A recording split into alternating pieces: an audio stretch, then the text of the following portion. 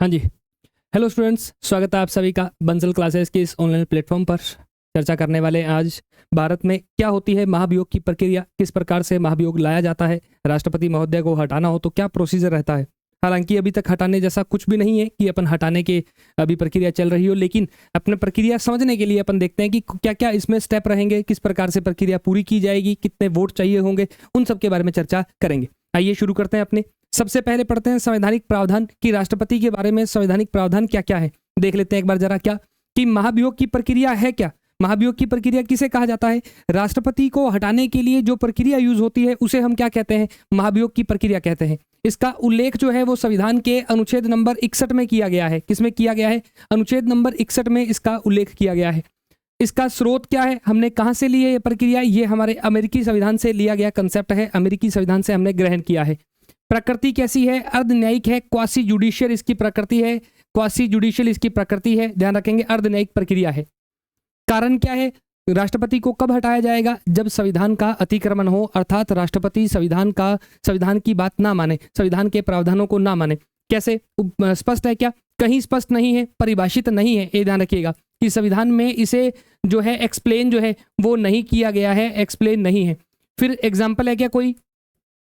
Example ये मान सकते हैं कि मंत्रिपरिषद की सलाह को नहीं मानना। मंत्रिपरिषद ने कोई सलाह दी और राष्ट्रपति ने वो नहीं मानी, तो ये संविधान का क्या हुआ? अतिक्रमण हुआ, क्योंकि कहा गया है कि राष्ट्रपति जो भी करेगा वो मंत्रिपरिषद की सलाह से करेगा। अनुच्छेद नंबर 74 में चर्चा की गई है इस बात की, तो ये कहा गया है, इसलिए ये जो है संविधान का अतिक्रमण हो जाएगा और फिर महाभियोग की प्रक्रिया चालू की जा सकती है। ठीक है, आगे बढ़ते हैं। कौन कौन भाग लेगा इस प्रक्रिया में? शामिल कौन कौन होता है इस प्रक्रिया में? शामिल होते हैं लोकसभा और राज्यसभा के सभी सदस्य भाग लेते हैं, चाहे वो निर्वाचित हो चाहे मनोनीत हो। पेपर में यहां लिखा आएगा संसद के सभी सदस्य, बिल्कुल ठीक है, संसद के सभी सदस्य इसमें पार्टिसिपेट करते हैं, चाहे वो निर्वाचित हो चाहे वो मनोनीत हो, इलेक्टेड और नॉमिनेटेड कोई भी हो, इट डजेंट मैटर। तो ये ध्यान रखना दोनों में। हालांकि ये बात करें, मनोनीत सदस्य जो होते हैं वो चुनाव में भाग नहीं लेते, राष्ट्रपति के चुनाव में जो भाग है वो नहीं लेते। और क्या खास बात है? और कौन भाग नहीं लेगा? चुनाव में राज्यों की विधानसभा के सदस्य भाग लेते हैं, लेकिन हटाने में राज्यों की विधानसभा के सदस्य भाग नहीं लेते, यह भी याद रखिएगा ये भी। और संविधान में महाभियोग शब्द, इम्पीचमेंट वर्ड जो है वो सिर्फ और सिर्फ किसके लिए आया है? वो सिर्फ और सिर्फ राष्ट्रपति महोदय के लिए इस्तेमाल हुआ है। अपने कह देते हैं अपन कि महाभियोग सुप्रीम कोर्ट के जजेस पे है, जजेस पे महाभियोग आता है, लेकिन वो शब्द संविधान में उनके लिए महाभियोग इस्तेमाल नहीं हुआ है। क्लियर है? आगे बढ़ते हैं।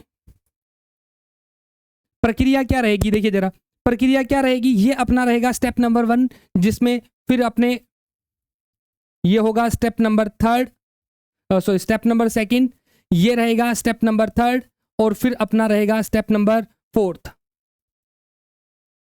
स्टेप नंबर 4 क्या रहेगा? स्टेप नंबर 4 में देखिए जरा, एक एक करके इन सभी को क्लियर करेंगे। स्टेप नंबर 4, स्टेप नंबर 4 देखिए जरा क्या है। पहला स्टेप क्या कहता है कि प्रपोजल जो है, संकल्प जो है, संविधान में प्रस्ताव के स्थान पर जो शब्द लिखा गया है वो संकल्प जो है कि राष्ट्रपति पे महाभियोग का संकल्प किसी भी सदन में ले आओ, कोई दिक्कत नहीं है, चाहे वो लोकसभा हो चाहे वो राज्यसभा हो, दोनों में ही कोई दिक्कत नहीं है, लाया जा सकता है। ठीक है साहब, दोनों में लाया जा सकता है, लेकिन शर्त क्या रखी गई है कि संकल्प लाने से पहले, उस संकल्प को 14 दिन पूर्व, संकल्प लाने से पहले, प्रस्ताव लाने से 14 दिन पहले राष्ट्रपति को सूचना दी जाएगी। और किस रूप में सूचना दी जाएगी? लिखित रूप में सूचना दी जानी अनिवार्य है। वही कहा गया है कि इस संकल्प को तभी सही माना जाएगा जब इस संकल्प पे 1/4 सदस्यों के हस्ताक्षर होंगे। 1/4 किसके?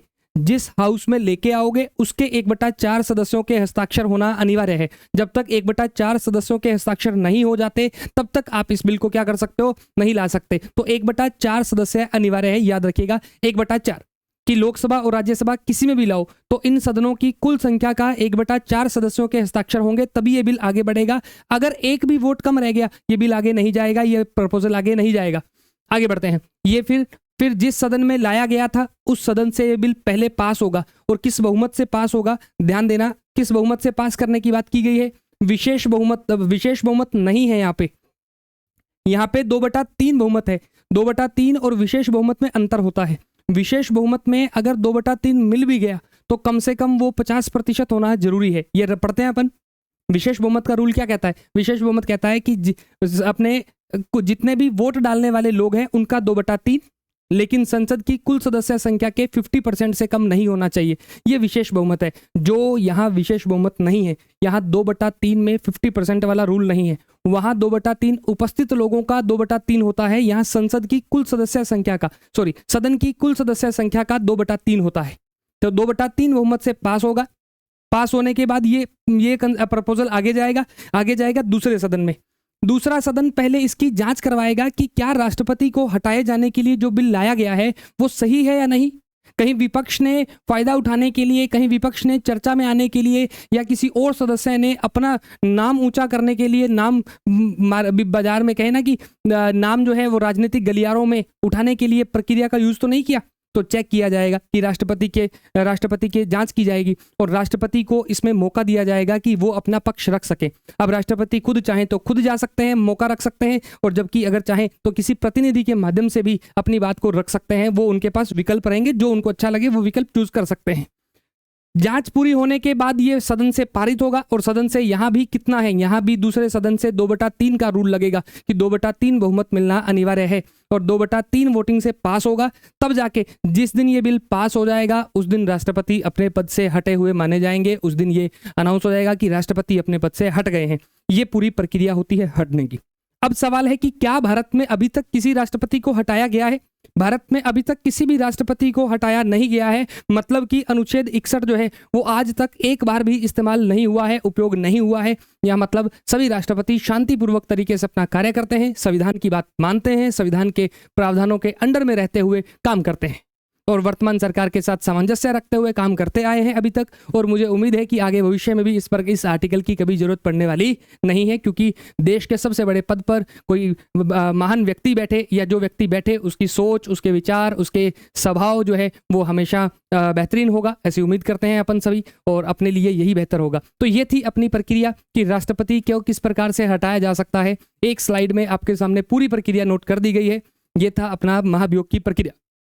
आई होप आपको अच्छी लगी होगी, आपको प्रक्रिया इजीली समझ में भी आई होगी। तो अब आपका काम है क्या कि आपको चैनल सब्सक्राइब करना है, शेयर करना है और वीडियो को लाइक करना है। ये आपका काम है। ये हमारी इसके बदले में फीस है, बस इतनी सी फीस है। मिलते हैं अपन अगली क्लास में, अगले लेक्चर में इसी प्रकार की और जानकारी और छोटी सी वीडियो के साथ।